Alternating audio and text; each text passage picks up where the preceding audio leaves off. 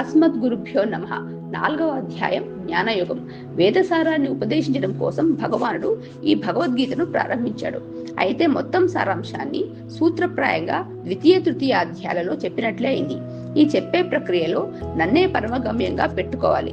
జ్ఞానకర్మ యోగాలను నేనే బోధించాను, కర్మ ఫలితాలను నాకే సమర్పించు అన్నాడు. వీటి అర్థం ఏమిటో విస్పష్టం చేయవలసి ఉంది. ఈ కర్మజ్ఞాన యోగాలు రాజకీయాలలో చురుగ్గా ఉన్న అర్జునుడికి ఎందుకు, ఏ రకంగా ఉపయోగపడతాయో అని ఆలోచించడం సహజం. ఈ సందేహాలను తొలగించడం కోసమే భగవానుడు ఈ 4వ అధ్యాయాన్ని ప్రారంభిస్తున్నాడు. ఇందులో అర్జున, ఈ యోగాన్ని సృష్టి ప్రారంభంలో సూర్యుడికి ఉపదేశించాను అని చెప్పాడు భగవానుడు. సూర్యుడు జ్ఞానాన్ని మనసులో ప్రేరేపించేవాడు కాబట్టి ఈయనకు ముందుగా కర్మజ్ఞాన మార్గాత్మకమైన యోగాన్ని స్వయంగా ఉపదేశించాడు. ఇతడికి మనువు అనే మానవ పుత్రుడు.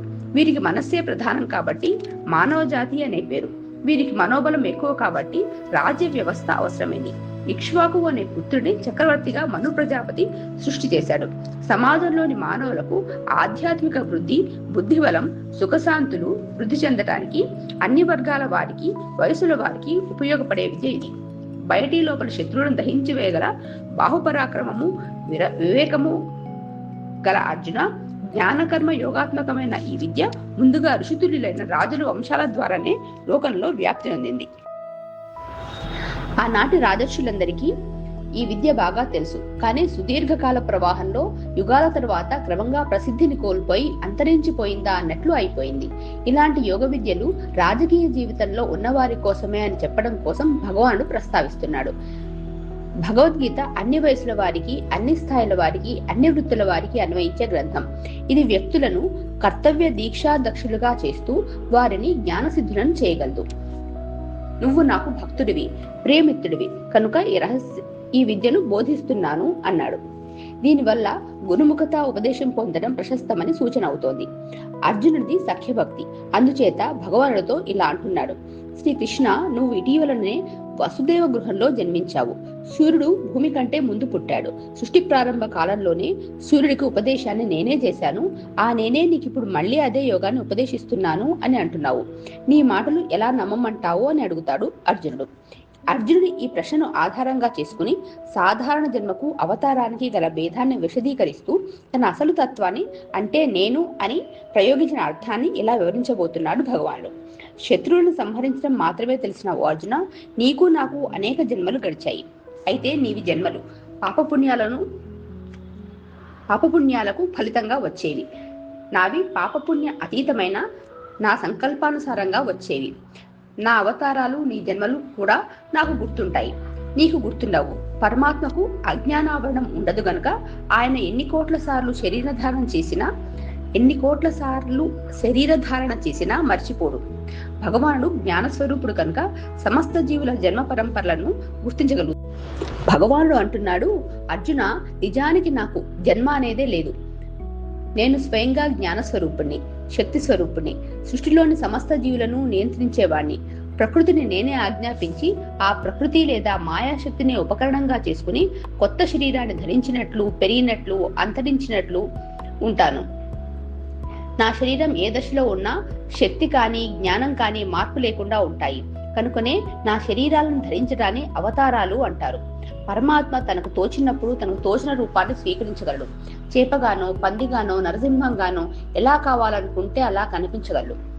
భరతవంశంలో పుట్టి ధర్మరక్షణకై కంకణం కట్టుకుని జ్ఞానాసక్తుడిగా ఉన్న ఓ అర్జున, సృష్టి ప్రవాహంలో అప్పుడప్పుడు న్యాయానికి, ధర్మానికి తీవ్ర హాని కలిగినప్పుడు, అధర్మమే పెచ్చు పెరిగిపోయినప్పుడు ఇలాంటి సామాన్య ప్రజా పరిపాలకులు ఈ పరిస్థితిని చక్కదిద్దలేరు. ఇలాంటి సందర్భం వచ్చినప్పుడల్లా నాకు నేను ఒక రూపాన్ని సృష్టి చేసుకుని అవతారంగా వ్యక్తం అవుతూ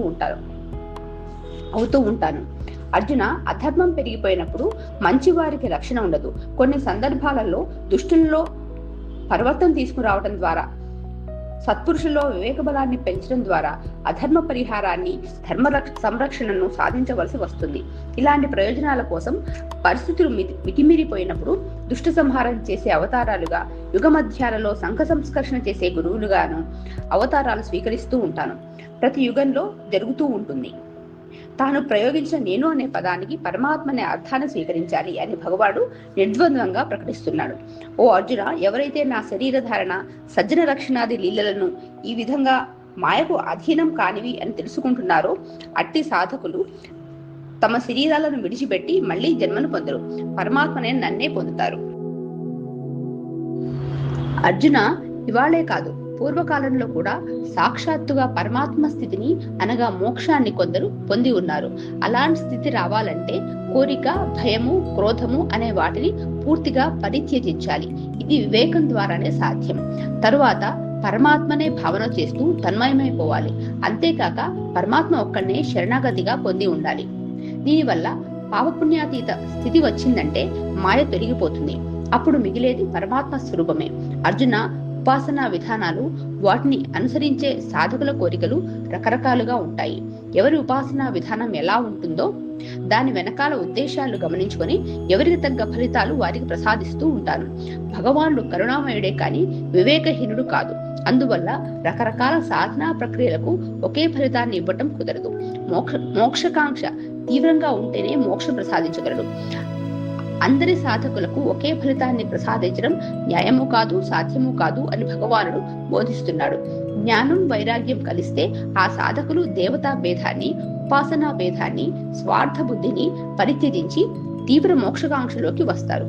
ఆ స్థితిలోకి వచ్చాక భగవానుడు మోక్ష ప్రదానం చేస్తాడు.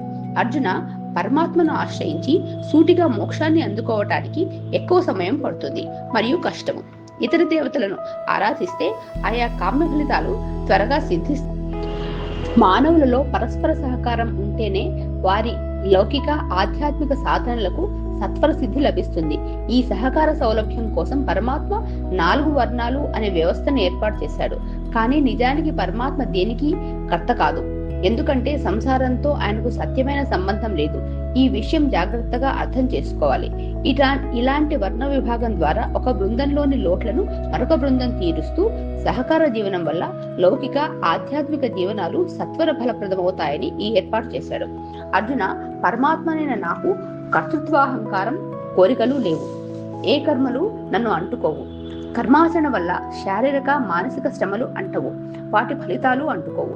అందువల్ల పాపపుణ్యాల వల్ల ఆయనకు నూతన శరీర ప్రాప్తి వంటి బంధాలు కలగవు. పరమాత్మ ఇలాంటి వాడు అని అర్థం చేసుకున్న వారు కర్మలచే బంధింపబడరు. కర్తృత్వ, భోక్తృత్వాలు అంటుకోవు. ఈ విషయం అర్థం చేసుకున్న మోక్షకాములైన సూర్యుడు, ఇక్ష్వాకువు, మనువు కూడా ఇదే పద్ధతిలో కర్తృత్వ, భోక్తృత్వాలు లేకుండా విహిత కర్మలు అంటే మనిషి తప్పనిసరిగా ఆచరించాల్సిన పనులు చేశారు. కాబట్టి ఇది పరంపరగా వస్తున్న పురాతన పద్ధతే. కాబట్టి నువ్వు కూడా ఏ సందేహం లేకుండా విహిత కర్మాచరణకు పూనుకో, ఫలాసక్తి రహితుడవై. ఈ కర్మయోగం చివరికి మోక్షంలోకి ఎలా తీసుకుపోతుందో వివరిస్తున్నాడు భగవానుడు. ఆచరించదగిన పని ఏది, ఆచరించరాని పని ఏది? ఈ విషయంలో మేధావులు కూడా గందరగోళంలో పడి పొరపాట్లు చేస్తారు. అశుభ రూపమైన సంసార బంధాల నుంచి బయటపడాలంటే కర్మ, అకర్మల తత్వాన్ని వివరిస్తున్నాడు భగవానుడు. కర్మ అంటే శాస్త్రాలు నిర్దేశించిన వ్యక్తి మంచి కోరే సత్కర్మలు. వికర్మ అంటే చేయకూడదని నిషేధించిన పనులు. అకర్మ అంటే ఏ పని చేయకుండా ఊరికే ఉండటం, మానసిక స్థాయిలో కూడా. అందువల్ల కర్మయోగంలోకి ప్రవేశించే వారికి ఈ మూడింటి యొక్క యథార్థ స్వరూపాన్ని తెలుసుకోవడం సంక్లిష్టమైన పని. అర్జున, కర్మలో కర్మ లేకపోవటాన్ని, కర్మ లేకపోవడంలో కర్మను దర్శించగలగాలి. అదే నిజమైన తెలివి. అది కలవాడే యోగి. వారే ముక్త పురుషులు. పరమాత్మని ప్రకృతి శక్తి ఆవరించడం వల్ల నేను కర్తను అనే అహంకారం గల జీవుడు రూపొందుతున్నాడు. అంటే జీవి నిజానికి పరమాత్మ యొక్క రూపాంతరమే. ఆ విషయాన్ని వారు గుర్తించలేకపోతున్నారు. ఉత్తమ స్థాయి జ్ఞానికి ఈ విషయం బాగా తెలుసు. లోకంలో జరిగే పనులన్నీ పరమాత్మ స్వరూపుడైన తనవి కావని, ప్రకృతి చేష్టలే అని గ్రహించగలుగుతాడు. లోకంలో సామాన్య మానవులంతా ప్రకృతి చేసే కర్మలను తమ మీద ఆరోపించుకుని మేమే కర్మలు చేస్తున్నాము అనే భ్రాంతిలో ఉన్నారని కూడా గ్రహిస్తాడు. కాబట్టి లోకంలో కనిపించే కర్మలలో నిజమైన కర్మత్వం లేదని ఉత్తమ జ్ఞాని గుర్తిస్తాడు. ఏ కర్మలు లేని పరమాత్మని ఆధారంగా చేసుకుని ప్రకృతి అనేక కర్మలను చేస్తుంది. అకర్మ రూపమైన పరమాత్మ రకరకాల కర్మలుగా కనిపిస్తున్నాడని కూడా గుర్తిస్తారు. అర్జున, లోకంలో ఎవరు ఏ పని చేసినా ఫలితం రావాలనే కోరిక, నేను కర్తను అనే భావం కూడా ఉంటుంది. కానీ పరమాత్మ జ్ఞానం కలవారు ఇందుకు భిన్నంగా చేసే పనులలో వాటి వెనకాల కోరిక గాని, సంకల్పం కానీ ఉండవు. పరమాత్మకు ఆధారంగా గల ప్రకృతిచే అనేక కర్మలు జరుగుతున్నాయన్న జ్ఞానం వల్ల ఇలా చేయడం సాధ్యమవుతుంది. ఈ విధంగా కర్మలు చేస్తే పాపపుణ్యాలు సుఖదుఖాలు అంటవు.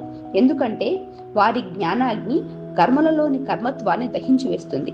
ఇలాంటి జ్ఞానాన్ని సంపాదించిన వారిని పండితుడు అంటారు. కర్మాకర్మల ఏకత్వాన్ని అనుభవపూర్వకంగా గ్రహించిన వారు పరమాత్మ స్వరూప అనుభవాన్ని పొందుతారు. జ్ఞానమనే అగ్ని సంచిత, ప్రారబ్ధ, ఆగామి కర్మలు ఈ మూడింటిని భస్మం చేసేస్తుంది. సంచిత కర్మలు అంటే అనాది జన్మ పరంపరలో జీవుడు సంపాదించుకున్న కర్మరాశి మొత్తం. ప్రస్తుత జన్మకు కారణమైన కర్మభాగాన్ని ప్రారబ్ధ కర్మ అంటారు. భవిష్యత్ జన్మకు కారణం కాబోయే కర్మలు ఆగామి కర్మలు. జ్ఞానాగ్ని తగిలితే ఈ మూడు భస్మమైపోతాయి. బ్రహ్మజ్ఞాని లేదా జీవన్ముక్తులు ఏ కోరికలు, నాది అనే మమకారం, అహంకారం లేకున్నా జ్ఞానేంద్రియ కర్మేంద్రియాలతో కూడిన శరీరం అతని నియంత్రణలోనే ఉంటాయి. దేహపోషణార్థమై వారు చేసే పనుల వల్ల పాపపుణ్యాలు అంటే అవకాశం లేదు. పాపపుణ్యాలు లేకపోతే జనన మరణాది రూపమైన సంసార బంధము ఉండదు. జీవన్ముక్తులు కోరకుండా ఏది ప్రాప్తిస్తే దాంతో తృప్తిగా ఉంటారు. శీతోష్ణాలు, సుఖదుఖాలు వంటి ద్వంద్వాలతో కలత చెందరు. ఎవరితోనూ పోటీ వైరం పెట్టుకోరు. కావలసినది లభించినా లభించకపోయినా పొంగులు లేకుండా సమంగా ఉంటారు. కర్తృత్వ బుద్ధి, ఫలకాంక్ష ఉండకపోవటం వల్ల కర్మలతో బంధం ఉండదు. పుట్టుకతోనే జీవన్ముక్తులు సనక సనందాదులు. కర్మయోగం ద్వారా జ్ఞానసిద్ధి సంపాదించి కర్మయోగాన్ని కొనసాగించేవారు జనకాదులు. స్వేచ్ఛగా కర్మను ఆహ్వానించి రూపధారణ చేసిన జీవన్ముక్తులు శ్రీకృష్ణాదులు. జీవన్ముక్తులు చేసే కర్మలలోని కర్మత్వం అంటే కర్మ స్వభావం పరమాత్మలో ఎలా లీనమైపోతుందో తెలిపేందుకు హోమరూప యజ్ఞక్రియను ఉదాహరణగా తీసుకుని వివరిస్తున్నాడు భగవానుడు. హోమ సాధనమైన గరిటె, నెయ్యి, అగ్ని, హోమకర్త, హోమక్రియ కూడా బ్రహ్మస్వరూపమే. ఇలా కర్మ అంతా బ్రహ్మస్వరూపమే అనే బుద్ధి కలిగిన మానవుడు పొందే ఫలితం కూడా పరమాత్మయే కానీ మరొకటి కాజాలదు. కర్మ అంతా బ్రహ్మస్వరూపం అనే నిశ్చయం లేనివాడు ప్రకృతి వశమే ఉంటాడు. అందువల్ల నేనే కర్తను అనే అహంకారంతో నేను బ్రహ్మస్వరూపుణ్ణి అనే మాట మర్చిపోతాడు. చుట్టూతా పరబ్రహ్మమే వ్యాపించి ఉన్నా గుర్తించలేక ఆయా పదార్థాలుగా భావిస్తాడు. హోమక్రియలే కాదు, చేసే కర్మలన్నిటినీ యజ్ఞకర్మలుగా ఆచరిస్తూ బ్రహ్మకర్మ సమాధిని అంటే అంతా పరమాత్మ స్వరూపమనే అని నిరంతరం యోగ స్థితిలో ఉండడం సాధించవచ్చు. సర్వప్రపంచాన్ని బ్రహ్మమయంగా చూడటం నేర్చుకోవాలి అనే విషయాన్ని నొక్కి చెబుతున్నాడని గుర్తించాలి. అగ్నిలో ఆజ్యం పోస్తే ఆజ్యం అగ్ని అయిపోతుంది. దీనిని దృష్టిలో పెట్టుకుని పరబ్రహ్మమనే యజ్ఞంలో జీవాత్మను ఆజ్యంగా భావించి హోమం చేస్తారు. అప్పుడు జీవాత్మ వెళ్లి పరబ్రహ్మలో విలీనమైపోతుంది. ధ్యేయ వస్తువుపై ఏకాగ్రత, ధ్యానం, సమాధి లేక ఏకమవటం ఒకేసారి సాధించడాన్ని సంయమం అంటారు. నైష్టిక బ్రహ్మచారులు, సన్యాసులు అన్ని ఇంద్రియాల విషయాలలో విడివిడిగా సంయమాన్ని సాధిస్తారు. గృహస్థ సాధకులు విషయాలను అనుభవించే ముందు వాటి పవిత్రతను, శాస్త్ర సమ్మతను పరిశీలించుకొని తనలో నెలకొని ఉన్న పరమాత్మను మానసికంగా ప్రత్యక్షం చేసుకొని సుస్థిరంగా నిలుపుకొని లోపల ఉన్న పరమాత్మే నా పాటలు వింటున్నాడు, అన్నపు ముద్దలు తింటున్నాడు అని ఈ విధంగా అవిచ్ఛిన్నంగా భావన చేస్తూ ఆయా ఇంద్రియ సుఖాలు అనుభవించాలి. ఇది చాలా గొప్ప ఆధ్యాత్మిక సాధన. దుఃఖకర సన్నివేశాలను అనుభవించేటప్పుడు కూడా సాధించగలగాలి. రకరకాల యజ్ఞాలకు ఉదాహరణలు కూడా వివరిస్తున్నాడు భగవానుడు. దానం, భగవద్ధ్యానం, ప్రాణాయామాది అభ్యాసం, సద్గ్రంథ పఠనం, మంత్రజపం, స్వాధ్యాయం, ఇలా రకరకాల యజ్ఞాలను అనుసరిస్తున్నారు. ఇవన్నీ యజ్ఞాలు ఎప్పుడవుతాయంటే వీరికి బ్రహ్మార్పణ బుద్ధితో సోమర్దనం లేకుండా కొనసాగించినప్పుడు. దానితో పాటు తీవ్ర నియమాలు స్వీకరించే సామర్థ్యం ఉంటే యజ్ఞాలు అవుతాయి. వీరందరూ యజ్ఞాల చేత పాపాలను పోగొట్టుకున్నవారే. కురువంశంలో శ్రీశ్వర యజ్ఞాంతరం మిగిలిన అమృత ప్రసాదాన్ని భుజించేవారు శాశ్వత రూపమైన పరబ్రహ్మను పొందుతారు. ఏ యజ్ఞము లేని వారికి ఈ మానవ లోకమే లేదు, ఇతర స్వర్గాది లోకం ఎక్కడి నుంచి వస్తుంది? ఏ పదార్థమైనా ఇతరులకు పెట్టక మిగిలినది అమృతమవుతుందని దాన్నే భుజించాలని, అలా పరోపకారం చేయకుండా దేవతలకు నివేదించకుండా ఆహారం తింటే పాపాన్ని తిన్నట్టేనని భగవానుడు 3వ అధ్యాయంలో చెప్పి ఉన్నాడు. సారాంశం ఏమిటంటే సకామ సాధకులైన, నిష్కామ సాధకులైన నిస్వార్థంగా పరోపకారార్థంగా పరమేశ్వరార్పణ బుద్ధితో కూడిన యజ్ఞాలను ఆచరించినప్పుడే వారికి ఫలితం లభిస్తుందనేదే భగవానుడు ఉద్దేశం. అర్జున, వేదాలలో ఇంకా ఎన్నో రకాల యజ్ఞాలు చెప్పబడి ఉన్నాయి. ఇవన్నీ కర్మస్వరూపాలే. ఇవి శరీరానికి, వాక్కుకు లేదా మనసుకు సంబంధించిన కర్మలు. పరమాత్మకు భిన్నమైన అనాత్మ పదార్థాలు. అనాత్మ పదార్థాల్లోంచి వచ్చిన కర్మలు కూడా అనాత్మ పదార్థాలే. అసలైన ఆత్మ స్పందన రహితం, అకర్మ స్వరూపం. ఇలా నేను అకర్మ స్వరూపుణ్ణి అన్న చూపు చేతనైతే తక్షణమే మోక్షం సిద్ధించగలదు. యజ్ఞాల కోసం వినియోగించే పదార్థాలు, వాటి నిర్వహణ ఏదో ఒక ఫలితాన్ని ఇస్తాయి. దాన్ని అనుభవించడం కోసం మళ్లీ జన్మ ఎత్తవలసి ఉంటుంది. కానీ జ్ఞానయజ్ఞం ద్రవ్య యజ్ఞాల కంటే గొప్పది. మోక్షం ఏ కర్మకు ఫలితంగా వచ్చేది కాదు. ఇది నిత్యము సిద్ధంగా ఉండే విషయము. జ్ఞానయజ్ఞం సర్వోన్నతమైనదని భగవాన్ ఉపదేశిస్తున్నాడు. ఈ జ్ఞానయజ్ఞాన్ని అందుకునే స్థాయి లేని వారు పూర్వం చెప్పిన యజ్ఞాలలో చేతనైన వాటిని ఆచరించి తీరాలని, ఆ జ్ఞానోదయం అయ్యేదాకా కర్మాచరణను ఆపరాదని సూచితమవుతోంది.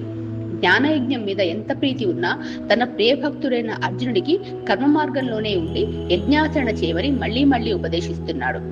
జ్ఞానసిద్ధి లభించినాక కూడా లోక సంగ్రహం కోసం కర్మాచరణ కొనసాగవలసిందేనని కూడా చెబుతున్నాడు. జ్ఞానయజ్ఞంలోకి ప్రవేశించాలనుకునే వారు గురువుల అనుమతి లేకుండా సన్యాస స్థితికి అర్హులమని సమాజానికి దూరంగా ఏకాంతవాసం చేయరాదు. జ్ఞానయోగ ప్రవేశానికి గురువుల అనుమతి తప్పనిసరి. దానికి సరిపోని వారు అవిచ్ఛిన్నంగా యజ్ఞ కర్మాచరణ చేస్తూ ఉండవలసిందే. జ్ఞానాన్ని సూటిగా పొందే ఉపాయాలను, జ్ఞాన ప్రశంసను కలిపి భగవానుడు ఉపదేశిస్తున్నాడు. అర్జున, జ్ఞాన విషయంలో సందేహాలు కలిగినప్పుడు సద్గురువుల వద్దకు వెళ్లి క్రియాపూర్వకంగా, హృదయపూర్వకంగా ప్రణామం చేయాలి. తర్వాత వినయపూర్వకంగా లోతైన ప్రశ్నలు వేయాలి. తగిన సేవలు నీ హృదయంలోని వినయాన్ని, జ్ఞానతృష్ణను, జ్ఞానార్హతను వ్యక్తం చేస్తుంది. ఈ మెట్లు అనుసరిస్తే జ్ఞాన సంపన్నులైన గురువులు నీ సందేహాలు తీరుస్తారు. సందేహాలకు తావులేని జ్ఞానాన్ని అందిస్తారు. ఈ 3 మెట్లు పరిపక్వమైతే శాస్త్ర జ్ఞానము, అనుభవ జ్ఞానము రెండూ గల సద్గురు నీ పక్కనే వ్యక్తమై దర్శనమిచ్చి అనుగ్రహిస్తారు. ఇది ఒక సృష్టి రహస్యం. బ్రహ్మ విద్యా ప్రాప్తికి సద్గురువు ఉండి తీరవలసిందే అని భగవానుడు నొక్కి చెప్తున్నాడు. అర్జున, ఏ విషయాన్ని తెలుసుకుని మళ్ళీ అజ్ఞానాన్ని పొందబోవో, మరియు ఏ జ్ఞానం చేత బ్రహ్మ, విష్ణు, మహేశ్వరుల నుంచి సూక్ష్మ క్రిముల దాకా గల జీవులను నీ యందు మరియు పరమాత్మ యందు కూడా చూడగలవో అలాంటి జ్ఞానాన్ని తెలుసుకో. అంటే అలాంటి అనుభవం ద్వారా నువ్వు పరమాత్మ వేరువేరుగా లేరని, ఇద్దరూ ఒకటే అన్న అనుభవం కలుగుతుంది. ఇదే నిజమైన జ్ఞానం. సద్గురువులు కరుణించి ఉపదేశిస్తే అలాంటి అనుభవాన్ని పొందగలవు అని చెబుతున్నాడు. అర్జున, నీవు సహజంగా పవిత్రుడవే. ఒకవేళ నువ్వు పాపాత్ములు అందరిలోకి ఘోరాతి ఘోరమైన పాపాత్ముడమే అయినా పరమాత్మ అనే ఓడను ఆశ్రయిస్తే చాలు. పాపపుణ్య రూపమైన సంసార సముద్రాన్ని అవలీలగా దాటగలవు. బాగా ప్రజ్వలింపజేసిన నిప్పు కట్టెలన్నింటినీ ఏ విధంగా భస్మం చేస్తుందో అదే విధంగా పరమాత్మ జ్ఞానమనే అగ్నిని జాగ్రత్తగా అభ్యాసం చేస్తే అది నువ్వు జన్మాంతరాల్లో చేసిన పాపపుణ్యాల అన్నింటినీ భస్మీపటలం చేసివేస్తుంది. 3వ అధ్యాయంలో కామక్రోధాలు రెండింటినీ జయించగలిగితే జ్ఞానాన్ని అందుకోగలుగుతారు. పుణ్యం కూడా పునర్జన్మకు హేతువే. మోక్షానికి పుణ్యం కూడా ప్రతిబంధకమే. జ్ఞానాన్ని మాత్రం పుణ్యపాపాలు రెండింటినీ దహించి వేస్తుందని చెప్పడం జరిగింది. పవిత్రతను కలిగించే విషయాలలో జ్ఞానానికి సమానమైనది మరొకటి లేదు. జ్ఞానాన్ని కావాలనుకునేవారు నిష్కామ కర్మ యోగాన్ని కానీ, సమాధి యోగాన్ని కానీ, అంటే దైవిక చైతన్యంతో ఐక్యత అనే స్థితిని అభ్యాసం చేస్తే చిత్తశుద్ధిని, పరమాత్మ జ్ఞానాన్ని పొందగలుగుతారు. పరోపకార రూపమైన నిష్కామ కర్మ చేసేవారు ఈశ్వరారాధనను వెంట పెట్టుకోవాలి. లేకపోతే సాధకుడు అహంకారంలోకి దిగజారే అవకాశం ఉంది. అర్జున, ఇప్పుడు జ్ఞానప్రాప్తికి ముఖ్యమైన ఉపాయాలు చెబుతాను విను.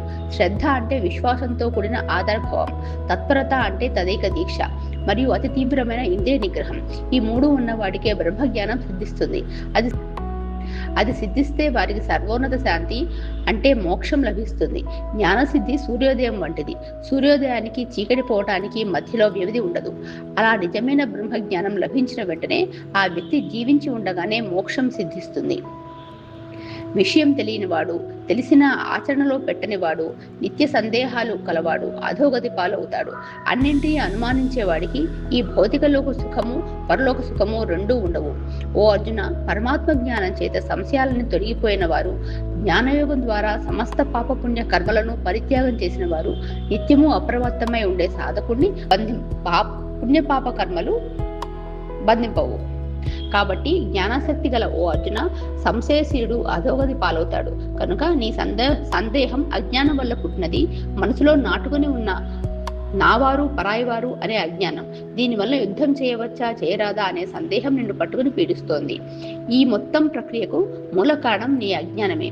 దాన్ని నేనిప్పుడు అందించిన జ్ఞానమనే ఖడ్గంతో ఖండించు. అలా సందేహాలను దులిపివేసుకుని నిష్కామ కర్మయోగంగా యుద్ధ కర్మను ఆచరించు. ఇక నిస్సంకోచంగా లేచి నిలబడు. కఠోపనిషత్తులో ఉత్తిష్టత, జాగ్రత్త, ప్రాప్యవరా నిబోధత అంటుంది. ఓ సాధకులారా, లేచి నిలబడండి, మేల్కొనండి, ఉత్తమ లక్ష్యాలను పొందండి. వాటిని సాధించేందుకే ఉత్తమ గురువులను చేరి ఆత్మజ్ఞానాన్ని పొందండి. ఇది నిత్య జీవన మంత్రము. ఈ మంత్రసారమే ఈ అధ్యాయపు చిట్ట చివరి శ్లోకం. సర్వం సద్గురు చరణారవిందార్పణమస్తు.